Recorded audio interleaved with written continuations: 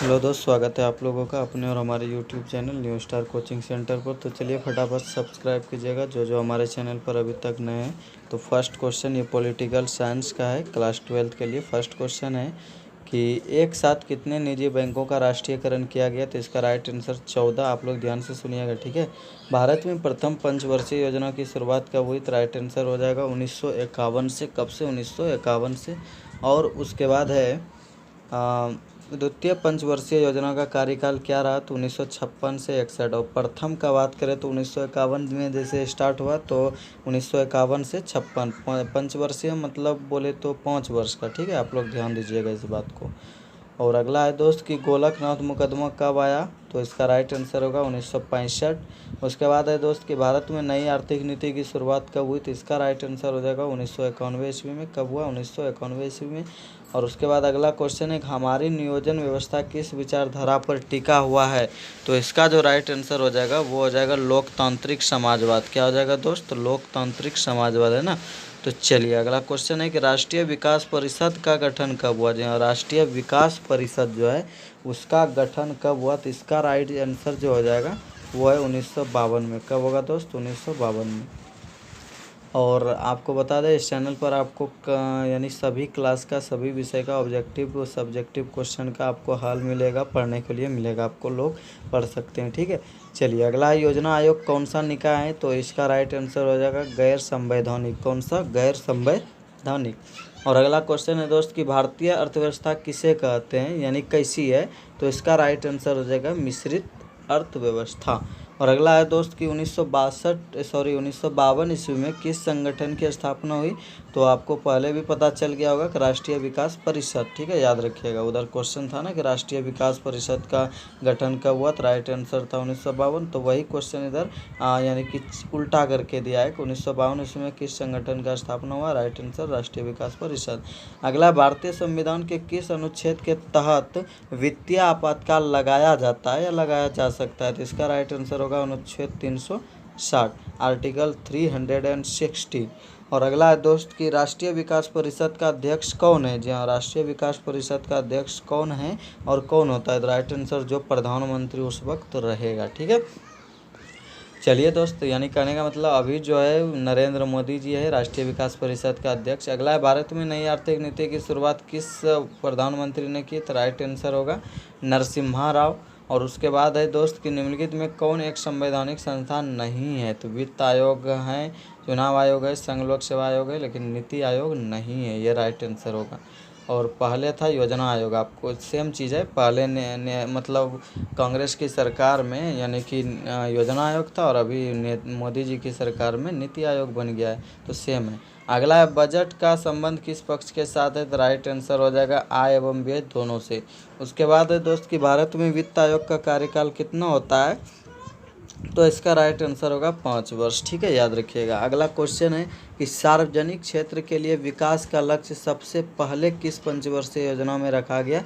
तो इसका right answer होगा दूसरी पंचवर्षीय योजना में, ठीक है, याद रखिएगा आप लोग।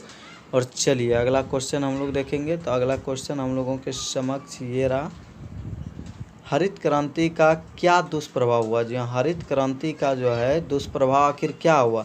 तो इसका राइट आंसर होगा कीटनाशकों का अधिकाधिक प्रयोग होने लगा, ठीक है। जी हाँ, हरित क्रांति के कारण ये बीज को, फसल को एकदम ज़्यादा करवाने के लिए ऐसा हुआ।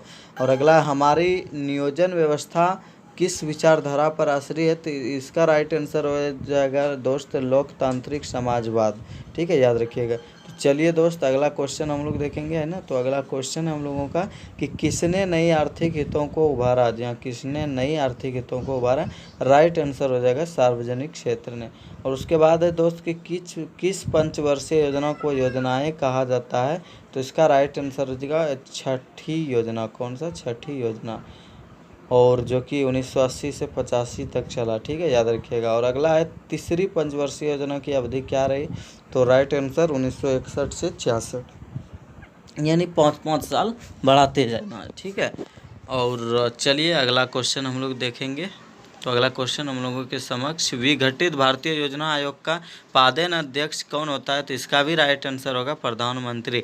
और उसके बाद एक गरीबी हटाओ का नारा किसने दिया। तो इसका राइट आंसर इंदिरा गांधी। किस पंचवर्षीय योजना में गरीबी हटाओ को विशेष स्थान दिया गया, तो इसका राइट आंसर हो जाएगा 5वीं योजना को। कब? 5वीं योजना, जो कि 1974 से 1989 तक चली। ठीक है, चलिए दोस्त, अब हम लोग अगला क्वेश्चन देखेंगे, है ना। तो अगला क्वेश्चन हम लोगों के समक्ष ये रहा। चलिए, ये भारतीय योजना आयोग को कब समाप्त कर दिया गया? तो 2014 में। किसके द्वारा? नरेंद्र मोदी यानी भाजपा सरकार के द्वारा। पहले योजना आयोग था और अभी क्या होने लगा? नीति आयोग। ठीक है, याद रखिएगा। अगला है, भारत में 11वीं पंचवर्षीय योजना कब समाप्त हो गया? तो इसका राइट आंसर होगा दोस्त 2012 में। उसके बाद है, प्रधानमंत्री श्री नरेंद्र दामोदर दास मोदी जी किस दल के हैं नेता? तो इसका राइट आंसर होगा भारतीय जनता पार्टी के। और अगला है, योजना आयोग को भंग कर कौन सा आयोग बना? तो लीजिए, जो बार बार समझा रहे थे वही क्वेश्चन आया ना, कि योजना आयोग को भंग कर यानी ख़त्म करके कौन सा नया आयोग बना? तो राइट आंसर हो जाएगा नीति आयोग। कौन सा आयोग? नीति आयोग। और चलिए दोस्त, अगला क्वेश्चन देखते हैं, योजना आयोग को भंग कर कौन सा आयोग बना? लीजिए, फिर वही है, नीति आयोग। और उसके बाद है दोस्त कि भारत में वित्तीय वर्ष कब से कब तक? जी हाँ, भारत में वित्तीय वर्ष कब से कब तक होता है? तो राइट आंसर 1 अप्रैल से 31 मार्च तक। और उसके बाद है दोस्त, 1938 में भारतीय राष्ट्रीय कांग्रेस की नियोजन समिति का गठन किसने किया? यानी 1938 में भारतीय राष्ट्रीय कांग्रेस की नियोजन समिति का गठन किसने किया? तो राइट आंसर जो हो जाएगा वह हो जाएगा दोस्त सुभाष चंद्र बोस। किसने? सुभाष चंद्र बोस ने। चलिए दोस्त, अगला क्वेश्चन हम लोग देखेंगे। तो अगला क्वेश्चन हम लोगों के समक्ष है, किस पंचवर्षीय योजना में समाज के समाज सेवी इस्तेमाल को साकार करने का ध्येय रखा गया? तो इसका राइट आंसर हो जाएगा दूसरी पंचवर्षीय योजना में, यानी 1956 से 61 वाले में।